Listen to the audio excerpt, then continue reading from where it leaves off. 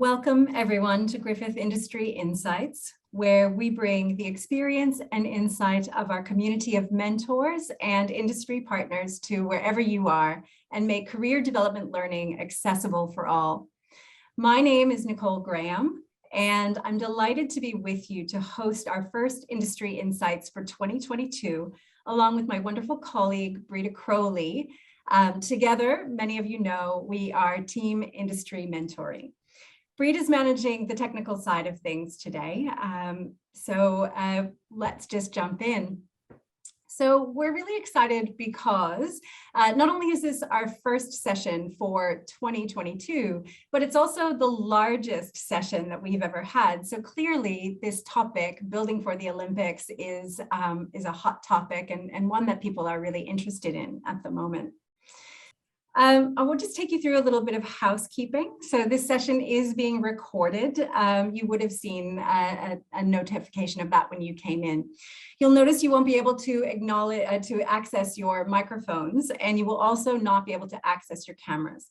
We'd ask you to please use the Q&A for questions, and we do have one of our colleagues online with us to moderate the questions as they come through. If you'd like to contact us after the session, please use the email industrymentoringprogram@griffith.edu.au.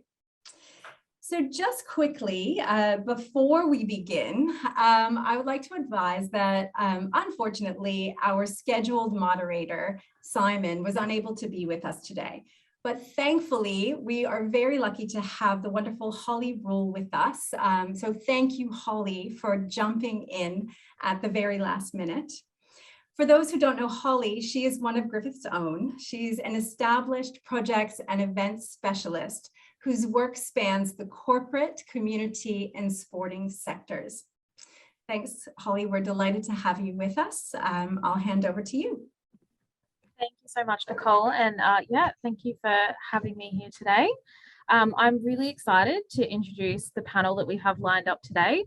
The Olympics is obviously a very interesting topic. It's something I'm really passionate about, and I'm really excited to hear the insights and experiences from our panel.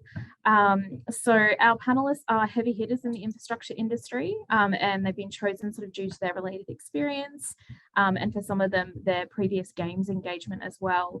So I'm not going to fumble through introducing them because they're the experts on themselves as well. So first up, I'd like to introduce Vanessa Chen, and she's going to talk a little bit about herself and her experience and what she contributes to the topic tonight. So I'll hand it over to you, Vanessa.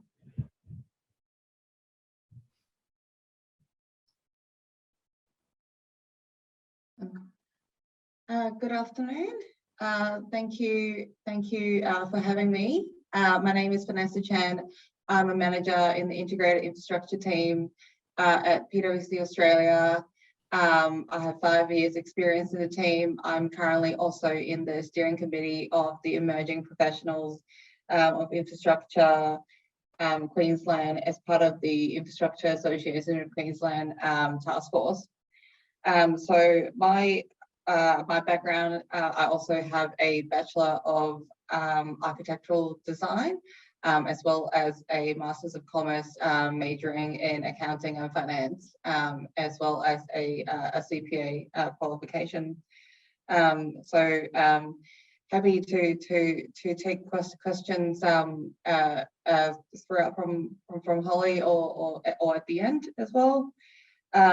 I have spent the last 5 years in the firm advising clients on a range of mainly public major infrastructure projects. I've worked across various sectors, including transport, road and rail, health and hospitals, tourism and major events, as well as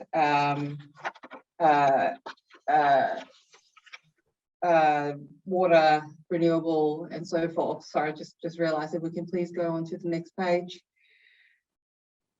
Some of our projects, we've just put a couple on here. I obviously have not worked on every single one of these. This is a snapshot of what we do, and couple I've contributed fortunately to a couple of these My experience, just a quick snapshot.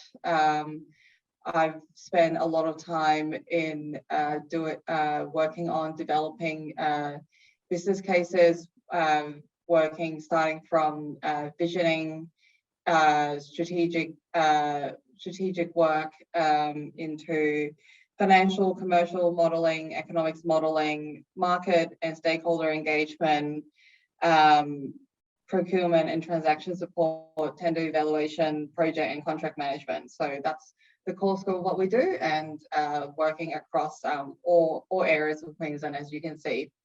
And for today, I'd like to focus on my experience on the 2018 Commonwealth Games. So at the time, I was very fortunate when I first joined the firm that I had the opportunity to work on the transport program with our team, and in the last few years, and looking forward into the 2032 Olympics, I've had the opportunity working on the Gold Coast Light Rail Stage 3 project, which will both be part of my discussion today. If we could please go on to the next page. So back in 2018, our team was very heavily involved in the transport program. So with over 1 million spectator tickets sold and more than 550,000 employees, contractors, media and volunteers travelling during the games, the transport task was unprecedented. Probably jumping straight to the key learnings from the time. The games was a catalyst for ensuring improved efficiency and operations of the transport network, understanding how we can fast track delivery of infrastructure, as well as being able to provide opportunities for network managers and operators to work better together. And that is a key legacy that we can bring forward, as well as to encourage the city to make smarter travel choices. In terms of what we did at the time, my role at the time was being embedded in the finance and procurement team, but our role was ever changing. It involves various different tasks. We've had multiple engagements at the time. I was involved partly in the event transport procurement, where we had to look at a very large scale procurement of bringing buses from all across Australia to up into the Gold Coast to supply for the games, as well as developing a commercial framework for live operations. As you can imagine, for the 2 weeks, just over 2 weeks of games, everything was live. We need to prepare for everything that could happen at the time. How do we make sure that we have real-time reporting and real-time monitoring of finance against a baseline? How do we know we have contingency fleet ready during the games? How do we plan for operational readiness? Some of those things we worked broadly with the team. We were supporting the team more broadly in that, and some of those includes contributing to understanding what it means by having a specific games lane to the left-hand side of the road network. A key learning, an opportunity for me at the time, was working with multiple agencies together, having different state government, local government, working all together for more than a 2-year period. That involves BAU staff, that involves people that have multiple games experience, all coming together to make sure that what we were working towards for a two-week period was going to be a successful operations, and there were many learnings to be captured in that period. So going forwards, there are many information you can already read about the SEQ or Brisbane 2032 Olympics, and I think the key thing to remember there is the Brisbane Olympics is going to be more than 7-10 times bigger than what we had planned for and worked on the Com Games. The master plan at the moment that is out online. It identifies already 37 competition venues, and the key thing that was in the bid at the time was that the Olympics was going to make sure that we reuse a lot of the existing venues, utilize a lot of, make sure that there is a key legacy built going forward to the community and so forth. And just for comparison, Com Games, we looked at 17 venues, and here in the Olympics there is double the amount there. So there is a much bigger task ahead of us in terms of the planning. So while there is another 10 years ahead of us, there is a much bigger task that is required. In terms of project that we look forward to make sure that we are going to have the right city shaping to be ready for this. From our understanding, this needs to be multiple layers, and multiple agencies have to be working together. It needs to be government working together, industry working together, and private sector all working together. And some of the projects that I can speak towards includes our engagement on the Gold Coast Light Rail project. I've been very fortunate after the games that I have been working on the stage 3 project, and understanding that detailed planning is very important to make sure that planning for the corridor is the right value for money, as well as the right outcome for the community, servicing the people. Going forward, there are also quite a number of venues in both Brisbane and the Gold Coast, as well as the Sunshine Coast, regional Queensland, and so forth. So some of these projects that we'll be looking at would not involve just transport, but also the supporting infrastructure that we need to be keeping mindful of, also as well in precinct planning. And some of the more obvious ones that we've heard a lot about would include the Gabba Stadium, how Cross River Rail, and some of the harder, the faster rail projects, and the linkages between some of the regional areas, widening of roads, and so forth would be very important to make sure we get that right from very early on. I might just skip to the next slide, please. So in terms of what we now know that, and bringing it back to what is industry doing, as mentioned before, I am involved with the EPIC and the IAQ group. There has been a lot of thought put towards what does that look like going forward. From the emerging professionals perspective, it is very much about what does the Olympic mean towards what is the legacy outlook after the Olympics. What does the remaining infrastructure mean to the people of Brisbane, to the people of Gold Coast and Sunshine Coast, as well as regional Queensland after the Olympics? What's the sustainability outcome, transparency? How do we shift the mindset of infrastructure planning and delivery, resilience and connectivity? So this information is now, this value is always front of mind at the moment, and we need to make sure that the industry is working very closely together with private and government in delivering that.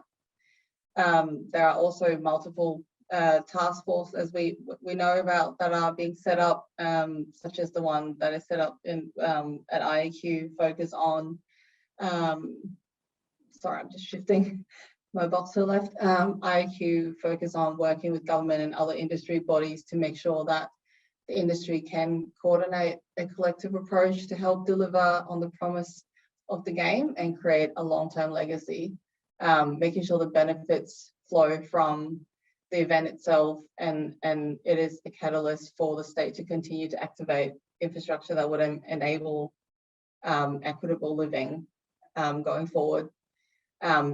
At the firm itself, PwC also has task force that are created to make sure that we are doing our part to make sure that we can contribute to the success of the event. Mindful that I probably have I'm very close to the 10-minute mark, so I'm leaving a little bit of time for any questions at this stage. Yeah, that's an amazing amount of detail. Some really great experiences there, Vanessa, that you can share with us. Looking at the master plan on the table for 2032, you mentioned obviously the Gabba precinct, but what do you think is the biggest venue or precinct challenge facing us? I think in terms of venues and precinct, I would be interested to my understanding of the next 2 years of the immediate planning is actually getting that settled and getting that really planned out. So I think is probably understanding and locking in the where the venues are in the first instance, and then making sure that there are the correct supporting infrastructure around it in the first instance would be my guess. Yeah, and I'm really interested, obviously, nothing always goes to plan when you're talking about large scale live events. With the bus transportation project, was there anything that sort of, went awry on the day that, you guys were able to resolve with all of the sort of live tracking and that sort of thing? I did recall from the live operations, we have contingency fleet and all of those planned.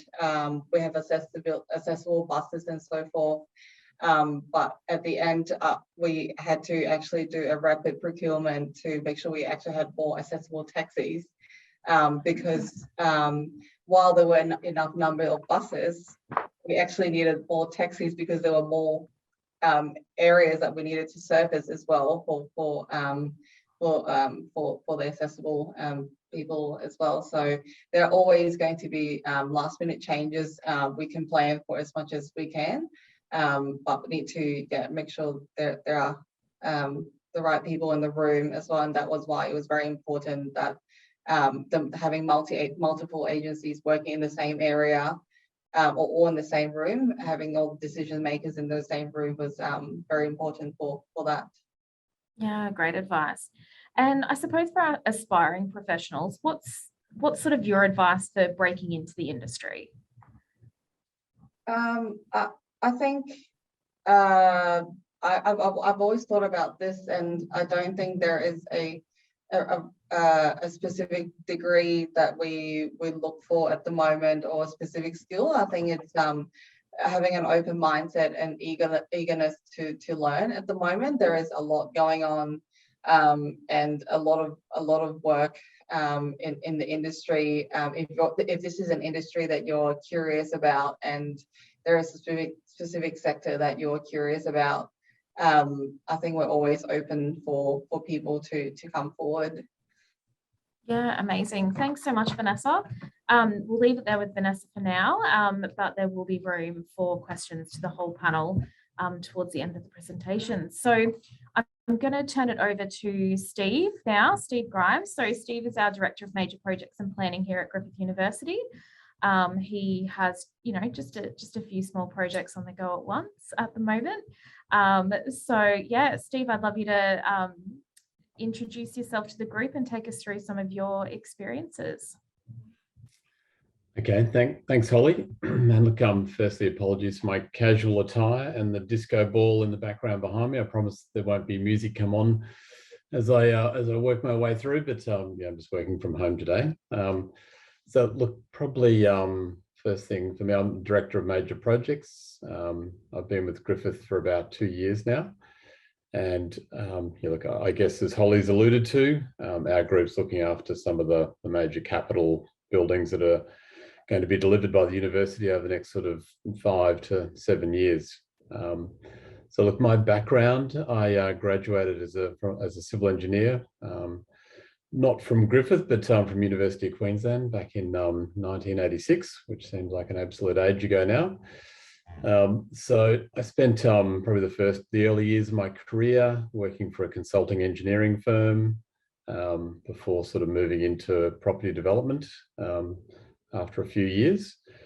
So I've worked for a number of different property developers and sort of client side, as well as on the builder developer side. And I guess over that time sort of gradually worked up from sort of site engineers to assistant development manager to development manager, and then ultimately to project director roles. So it's been sort of a gradual progression through. I guess for me, I've primarily worked on large master planned community projects, mixed use projects, with sort of a range of different building types within those projects. So probably for me, a couple of the standout projects that I've worked on over sort of my career have been, I spent about 5 years in Hawaii working for Land Lease at the time. We went to work on the bid to, the Army was privatising 8,500 of their houses on Oahu. So spent the first 6 months trying to win the job, and then thankfully we did. So spent the next sort of 4.5 years delivering the first phase of that. And then probably the other project for me, in addition to the ones we've got now at Griffith University, which are very challenging, but was the Athletes Village for the 2018 Commonwealth Games on the Gold Coast. So I might just get you to flick to the next slide, whoever's controlling the slides. And so yeah, I just wanted to talk a little bit about this because it sort of has some relevance, I think, with some of the things that will come up for 2032 for the Olympics in Brisbane. And look, probably the first thing is just to talk about the deal structure. So the state government owns the land that the Athletes Village was built on down at Parklands at Southport, and they initially put it out to bid to developers to sort of bid to build the village or to deliver the village. And I guess as property developers, we all sort of looked at it in slightly different ways. And probably the primary reason that Grocom was chosen for this project was that we'd found an investor who was prepared to invest 480 million, the total project cost, to deliver all of the apartments that were needed to house all of the athletes for the Commonwealth Games. So we delivered about 1,170 1- and 2-bedroom apartments, and there was about 80 townhouses as well. So that investor was the Abu Dhabi Investment Commission. So they were prepared to fund the deal. I guess the thing that made it attractive for them was that the state government offered a rental underwrite for 10 years from the day that the project was finished. So effectively, there's sort of a guaranteed rental income stream for that investor for the next, well, it's probably 8 years to go now, but that was very attractive for them and one of the reasons that they were interested in investing into the project. So the project is set up so they could sell down the apartments if they wanted to. We sort of constructed it and designed it in a way where it could be strata titled and sold down. But for the moment, they've chosen to hold all of those apartments in one line, so they haven't sold down anything yet, and they're just renting all of those out to the market at the moment. So a couple of key things the other key things that made the deal attractive was I mentioned the state owned the land, so they contributed the land, about 7.5 hectares at nil cost. They, as I mentioned, ADIC's view is a long-term hold, and I guess we'd set the thing up as basically Australia's first build-to-rent project because we knew that ADIC didn't want to sell down; they wanted to hold it for that 10-year period.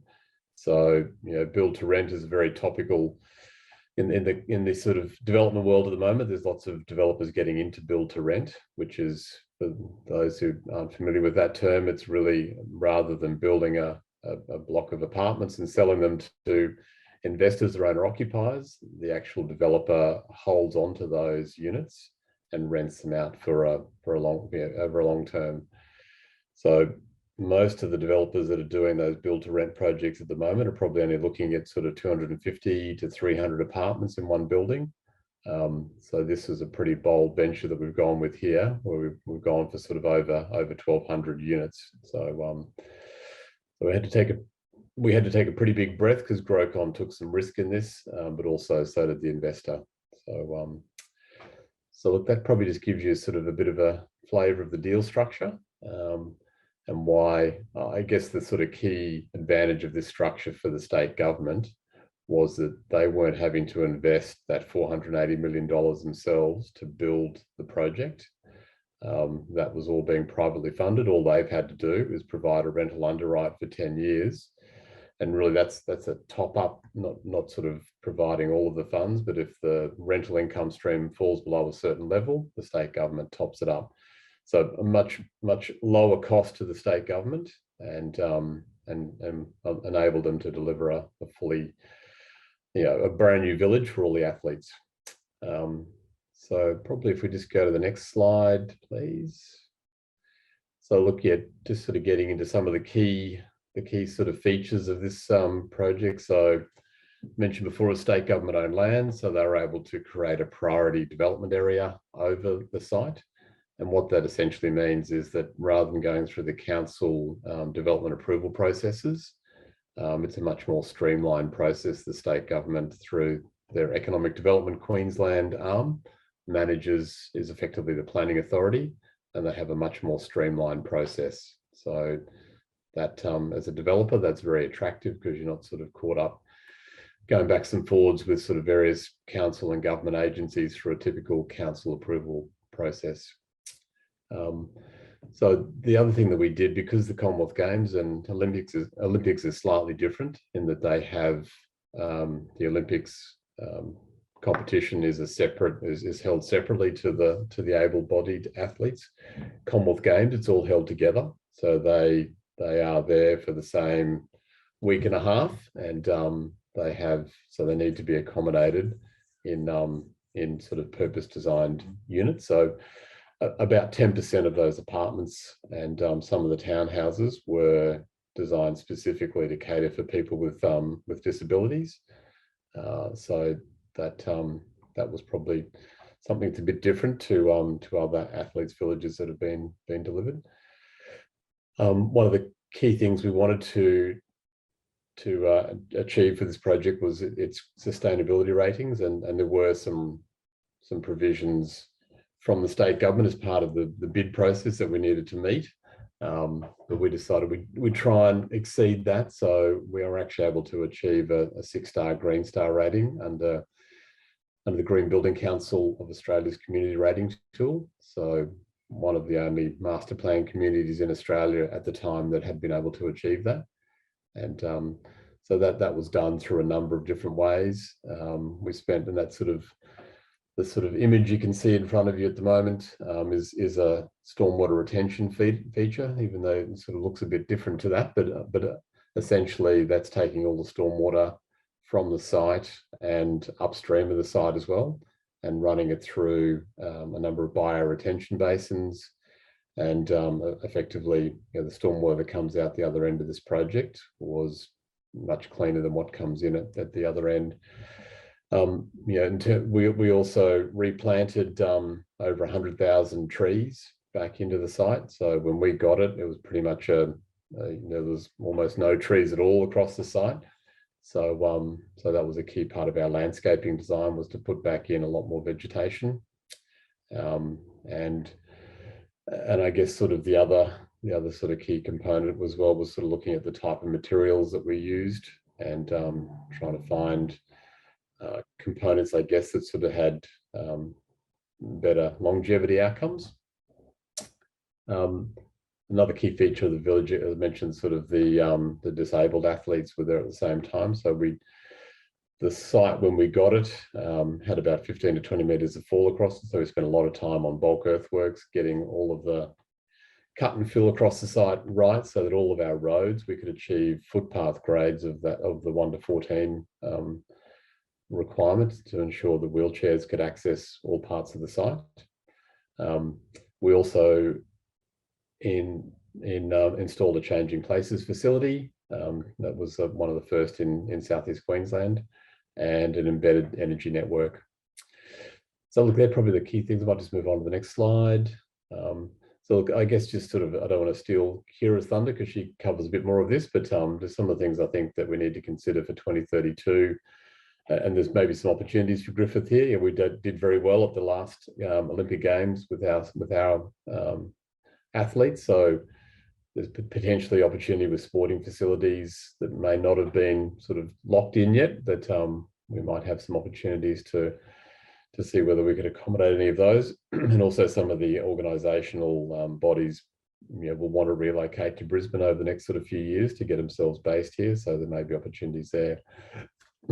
Excuse me, just probably the other observation on the Gold Coast, there was, in the lead up to the Com Games, there was a real tightness in the rental market.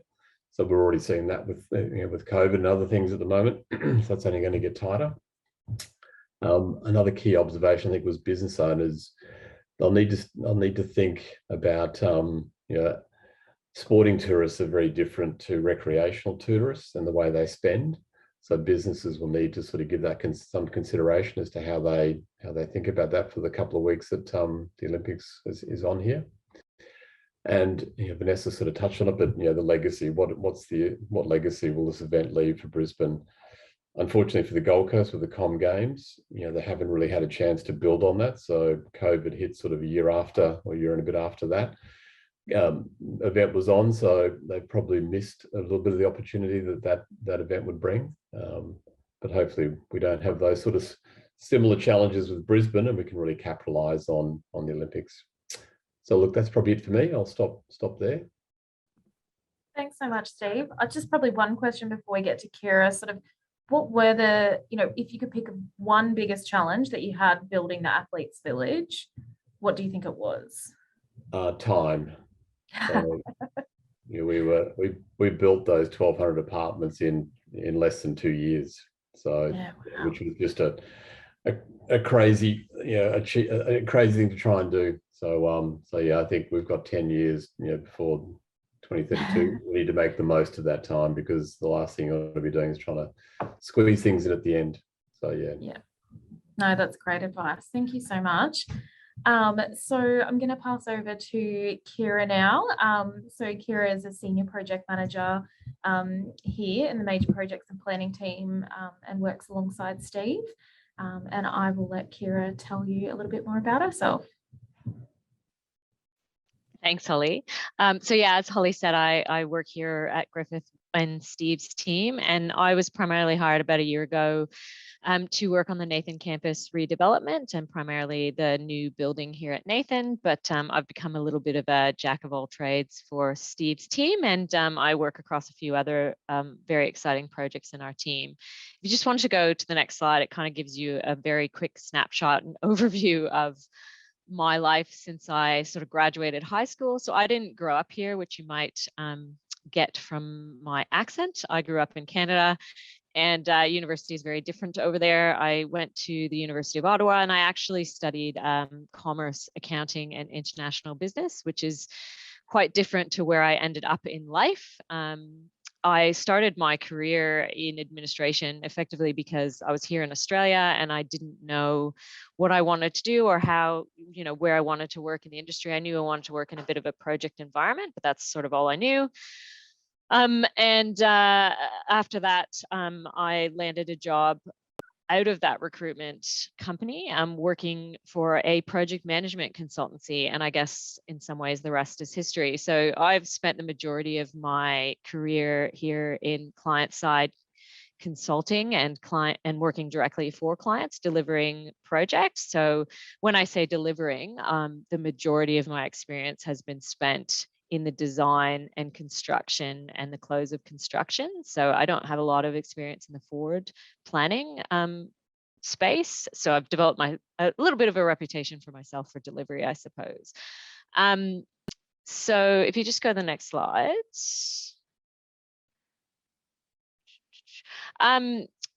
So I wanted to take a little bit of a different perspective, I suppose, to the other two, because I suppose I've never really worked in a project specifically related to the Olympics, but I think it's a really interesting time in Brisbane. And if we take a little bit of a look and a perspective from the past, and you think about the fact that your sort of average construction projects is around 3 to 5 years in length, from planning through to handover. Even Steve was just mentioning there, they built 1,200 apartments in 2 years, and that's the building process only. So the planning around that would have taken quite a lot longer. So we think about 10 years ago in Brisbane, what was going on. It was 2012. Queensland was still recovering from the 2011 floods, and the world was still sort of recovering from the global financial crisis. So in Queensland at the time, I was still working down in Sydney. I was very, very lucky to be working at University of Technology down there, delivering some very large and exciting projects for part of their master plan for their city campus. And at the time up here in Queensland, some of the major projects were listed there, and you can see that, you know, none of those had sort of anything to do with, well, apart from the runway, had anything to do with real major infrastructure. They're all pretty exciting projects at the back. And all of these projects would have been in the planning phase during the global financial crisis.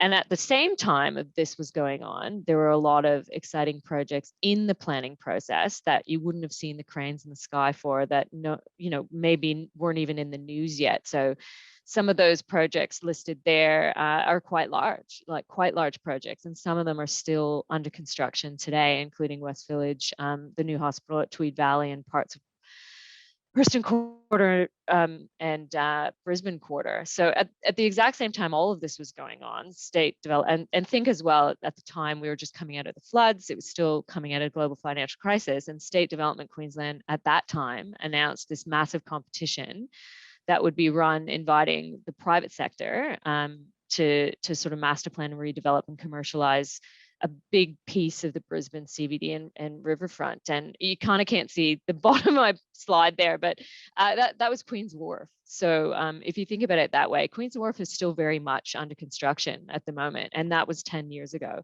So I guess what I'm saying now is you think about all the things that are going on now and the trajectory for 10 years, the opportunities to gain some excellent experience and some really excellent projects is now.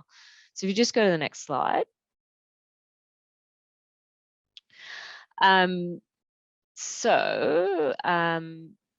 I guess since then, since 2012, a lot of really big things have actually happened that have made a huge impact on the construction industry. And I guess what I'm trying to say there is I mean, everyone can read, but what I'm trying to say there is things are always changing all the time, and you never really know what kind of experience you can get until you start doing some research and get into it. We're in a really, really similar place in Brisbane right now. We're once again recovering from the major flood events. The whole world is again recovering from a major economic impact, but yet in Brisbane in particular, we've seen more domestic migration than any other state in Australia in the sort of 12 months between March 2020 and 2021. And I'm sure that's still going on now, but I just couldn't find the statistics. So, you know, what this does is it creates, I guess, a perfect storm in the industry, particularly in Brisbane leading up to the Olympics. And I haven't even spoken about the Olympics at all, and anything that I've spoken about now. You know, escalation in the industry is an all-time high. Right now, construction projects that are in the market pricing, so pricing trades at the moment are costing an increase and pricing in risk as high as 1% per month. And even yesterday, somebody was telling me that 30% markup on trade prices right now, from something that was priced in 2019 or something that was planned in 2019 to now. And further pressures, like everything that's going on in Russia, Ukraine, and China at the moment is just continuing to pressure. So it's just a really interesting time. And I guess what I'm trying to say there is, you know, what are the opportunities for graduates that are coming or people that are trying to break into the industry now? And it's just an incredible time to get into the industry. There's so much change. We can learn from what happened between now and 10 years ago, that as things change, there's only good things that come out of that. Innovation, the pressures that become in the industry, the challenges that creates for projects is an excellent time to learn. So sorry, yeah, if you just wanted to go to, yeah, that next slide. Is basically what I'm just said there. So I haven't even, like I said again, I haven't even spoken anything about the 2032 Olympics. And if you look there at some of the projects that are coming out of planning right now and are going to be kicking off construction in the next 5 to 10 years listed there, there's an absolute incredible opportunity for people to get involved in some of these projects and learn and be ready to start delivering some of the absolutely incredible projects that will be coming out of the Olympics, that will be in sort of the next 5 to 10 years leading up to 2032. Yeah, so that's pretty much all I wanted to talk about. And I guess this sort of matches what I was lucky to experience in my career. Is when I started out in about 2008, it was exactly the same. We were coming out of the global financial crisis. Everything was really hard and really different, and I just got a really good opportunity.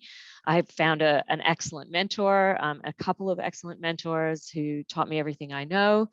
And took that time to work on those really challenging, really difficult projects to develop my experience to be where I am today, delivering these incredible projects for Griffith. Thanks so much, Kira. I think it's a really good positioning piece to understand where we are in the market at the moment. Looking back on your career, have you had sort of like a favorite project that you've delivered or worked on? Yeah, absolutely. So the first project I worked on or actually, I suppose it was about the third project I worked on at UTS as part of the master plan, was the new engineering building there. So I was quite lucky to be able to go back there last week, and it's still looking incredible. It was challenging in a lot of ways because it was a very challenging design. It was a 14-story building with a 14-story atrium down the middle, had a lot of really complicated design to it. We excavated 21 meters down in sort of Sydney rock in the middle of the city. So that was really challenging. And, you know, there were other challenges as well. The crane fell over. And there were union disputes on the site. And that was sort of probably my first big project. So although many people would look at that in their career as probably the worst project, I actually look at it as the best project, because it was the beginning of the big stuff that I delivered, and I learned so much from that project. Yeah, okay. And I think, I mean, there's obviously a lot of technical skills and experience and expertise that goes into being a project manager. But if we were talking about sort of the qualities that you look for when you're hiring, you know, assistant project managers and different people for your team, what are you looking for? Yeah, that's a great question. So we tend to look for somebody who's really keen to learn. So using myself as an example again, I don't actually have an engineering background. I'm not an architect. I don't have a planning degree. I have an accounting degree. So I do know numbers, and that is a big part of my job. But what I did learn that was a really transferable skill is people skills. A lot of what we do as project managers is, I joke around and say a lot of my day is socializing and convincing a lot of people to do things they don't want to do, and to spend money they don't want to spend. So people skills is huge, and also just a real keen interest in construction, a keen interest to innovate and to learn, and to get really involved and turn your hand to anything, because every day in the life of a project manager is different. Yeah, amazing. That's some really great feedback. So I'll jump over to some more general questions now. So I've got a few here to get everyone going. We had some sort of pre-submitted, but I'd love to see some additional ones come through in the chat if people have things on their minds. I'll put this first one, I suppose, to the panel, and first in, first dressed to answer. You know, what would you say is the most urgent and critical infrastructure project that must be funded and completed by 2032? Might be a good one for Vanessa, I think. I'll jump in, yeah. probably, I've mentioned before, I've spent a lot of time on transport projects, so it's going to have to be a transport one for me. And I think it's going to be important linking up our airports as well.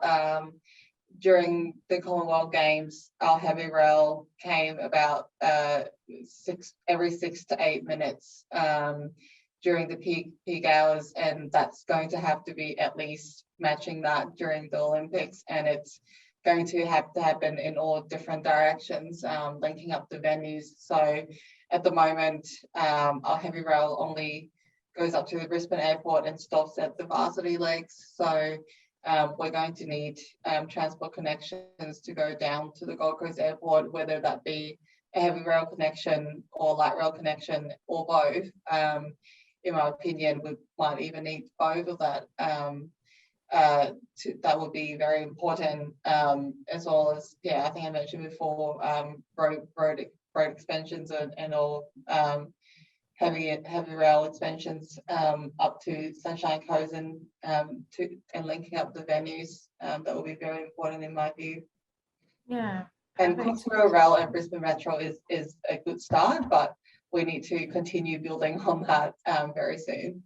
Yeah, I think that's such a valid point. And that, yeah, it's seemingly a short time, the way that you all talk about the building process. So I'm really interested to know, obviously, it's a 10-year program of works that's ahead of the huge team that I would imagine will take this on.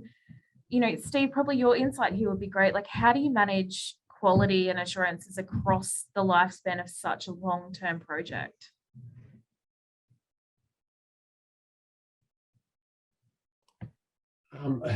Yeah, look, I think it's making sure that you're getting the probably starts back at sort of the concept design, and when you're putting your cost planning together, you've got to make allowance for those things sort of up front, and you've got to have a process in place where you can measure and monitor quality. So yeah, I think that would be my sort of advice, is that we plan for it early. We allow, because it's very easy to get caught into the trap.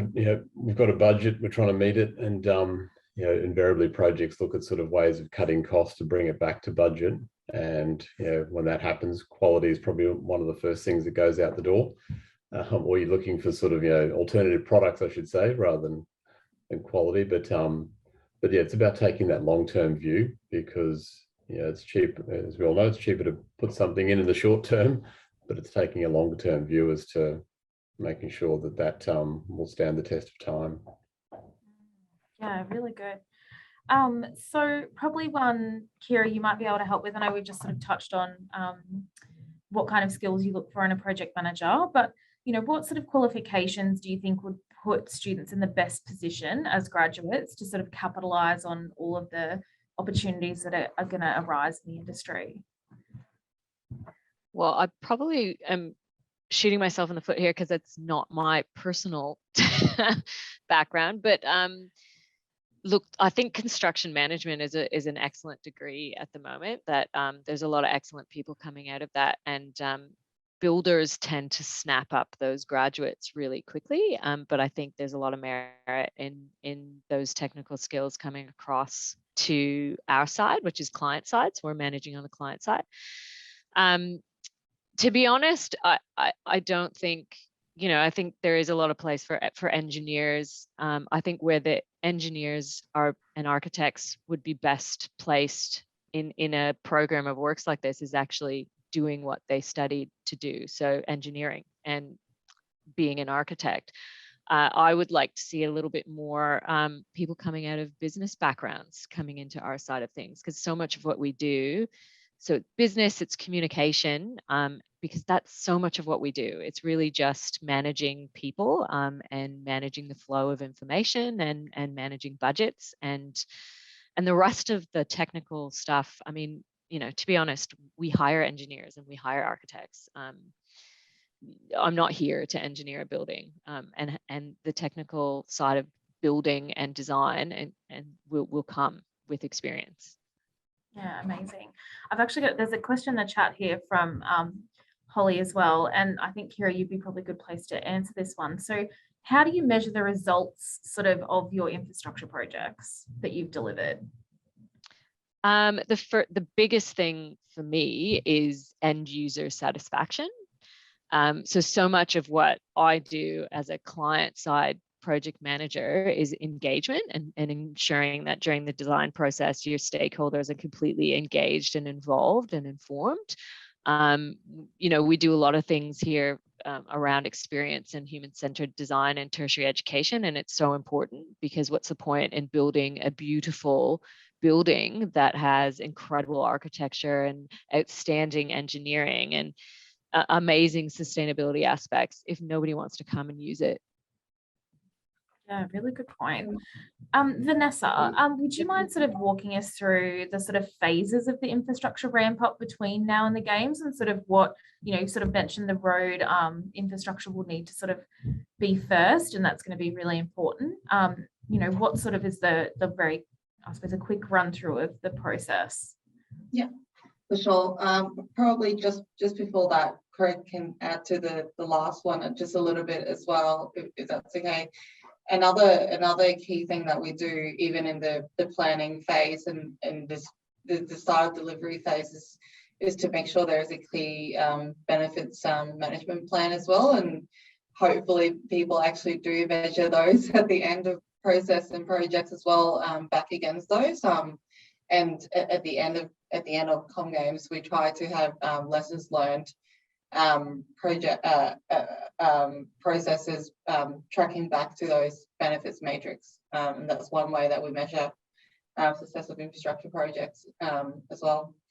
In terms of the ramp up that would see for the next few years, there's I think it's probably also important to think about the horizon that we're considering here. There's two ways that we can think about the current projects. Is either that we're working for these projects towards the Olympics, or that the transport program, again I'm referring to transport, there is already an existing state transport program for the next 20 years, and what the Olympics does is it provides an opportunity to accelerate the transport projects and provide a step change opportunity to bring these forward. And I would like to think that it's probably the latter. And I guess in terms of precinct planning and so forth, the next few years is going to be more about planning those and making sure that is the right way of delivering that and bedding all of those things down, and delivery would start soon after, or if there is any early works that needs to start, getting the corridor ready, that sort of thing that might need a few more years to kickstart. Operational readiness would start a couple of more years back, and then you'll need at least a year or two out to start testing some of these things. So when we say we're 10 years, there is actually a lot to do in 10 years time. Yeah, amazing. Steve, I'll probably throw this one to you. So Griffith has, obviously got a $1 billion infrastructure development plan underway at the moment. You've already touched on the CBD campus, the new building, N82 for Nathan, amongst a range of other projects. How are we exploring and including sustainable practices and technologies into our developments? Look, yeah, that's a very good question, and we're doing it in a number of different ways, but I guess probably one of those ways is the Green Building Council of Australia has a rating tool for buildings. So we're looking at what we'd need to achieve to be able to get those ratings for our buildings, and I guess so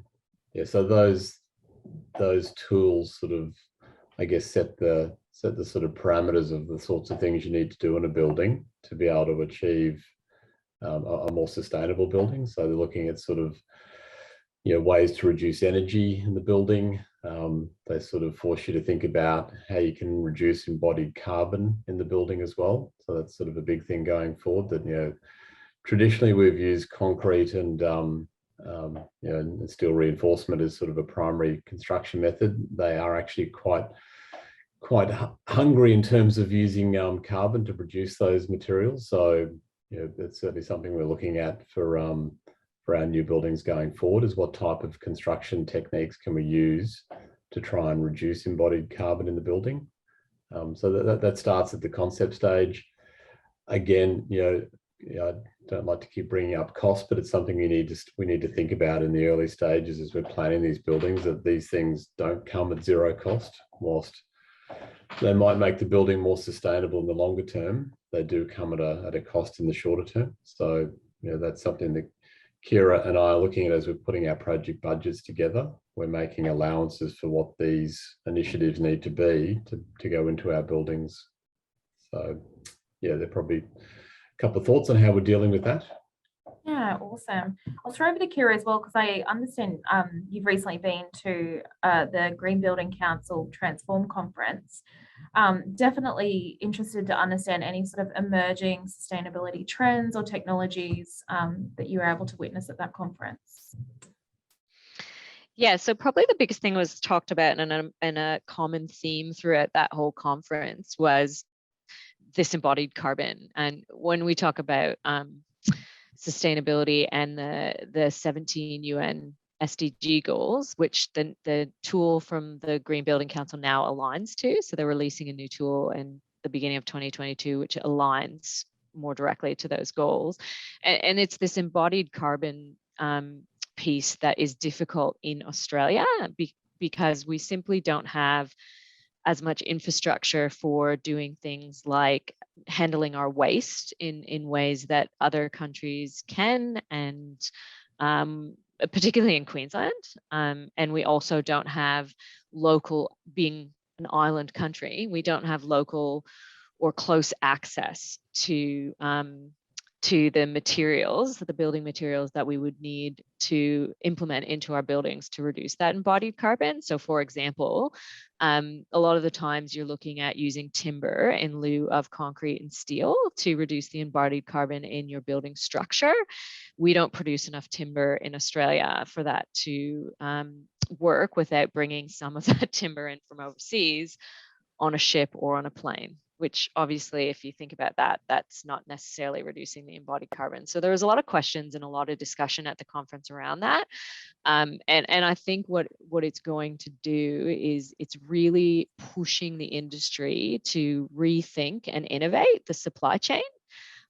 So, there were representatives there from Blue Scope Steel looking at, saying really interesting things around, like, yeah, of course we recycle. We're a vertically integrated, vertically integrated industry. We produce, recycle like 100% of the steel that's produced in Australia. But in order to produce recycled steel, we have to still produce primary steel, don't we? And that has a really detrimental impact on the environment. So what they're doing and what these sustainability goals are doing to the industry and to the supply chain is pushing innovation. So looking at things like, how can we produce steel in Australia? We've got iron ore, like more iron ore than we'll ever need. So how can we produce steel in Australia using hydrogen and renewable energy? So I think, that was one of the most interesting things coming out of that, is the innovation that's coming in the supply chain. And going back to my presentation, you think about 10 years ago, the kinds of things we were doing 10 years ago and what can happen in the industry and what innovation can happen in 10 years. It's pretty incredible. Yeah, wow, really thinking from the bottom up on that one. So no, really cool. And I think we've got a couple of questions, so I'll get you to answer first, Kira, around how do our students or our recent graduates find out about these kinds of opportunities, and how are they best to get involved? Where should they be searching? Yeah, great question. So look, I think the biggest advice that I could give is try to find yourself a mentor. Try to find yourself a good mentor. So whether that be somebody, I don't know, somebody that you're learning alongside with, that literally could be one of your peers, or it could be one of your lecturers, or get along to those industry events. Networking is terrifying. Networking in person is terrifying. Get a buddy, get along to them.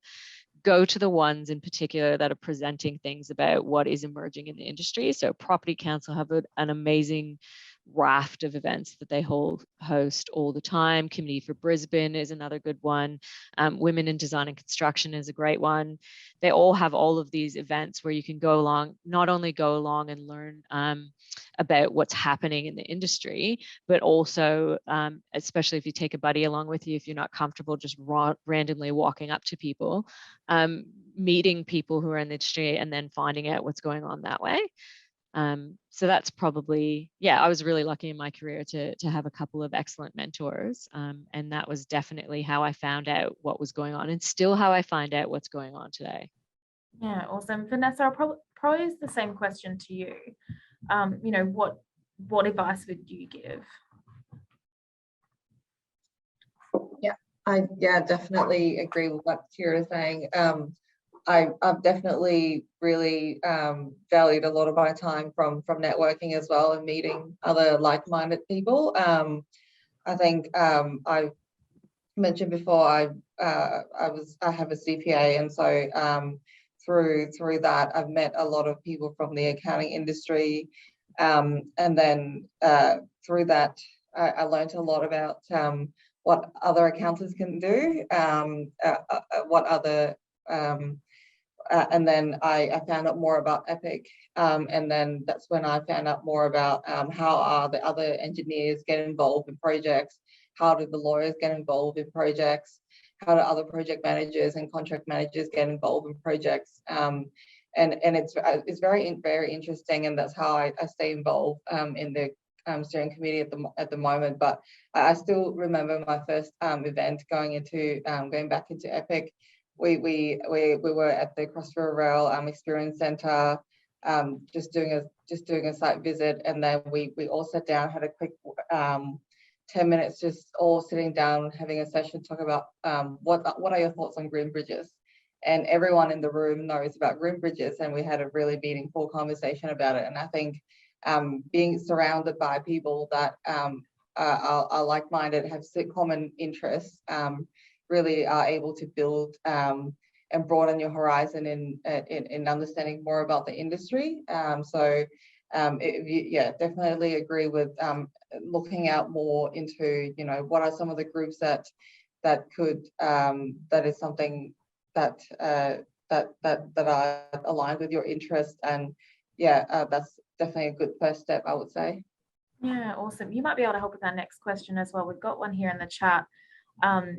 So it's sort of saying here, usually governments have issues in dealing with originally planned temporary venues and facilities, and then due to political and media pressures become sort of permanent legacies. And I know we've sort of spoken a lot about legacy venues today. How do you see the political pressures eventually impacting the infrastructure legacies of the Brisbane Games? You know, do you think this will actually help us create more sustainable venues rather than being constrained just by budget? Potentially, I would like to think that, and I think part of the mandate or part of the requirements this time with the whole I think largely how